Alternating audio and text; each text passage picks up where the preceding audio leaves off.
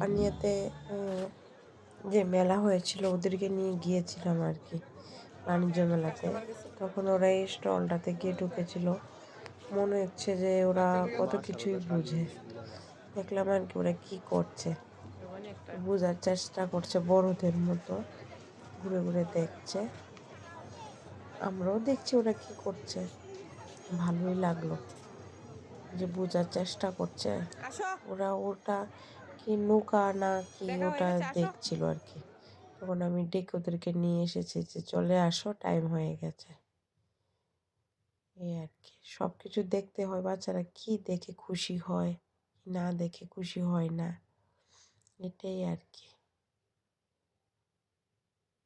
দেখা হচ্ছে আর একটা ব্লকে ওদেরকে নিয়ে।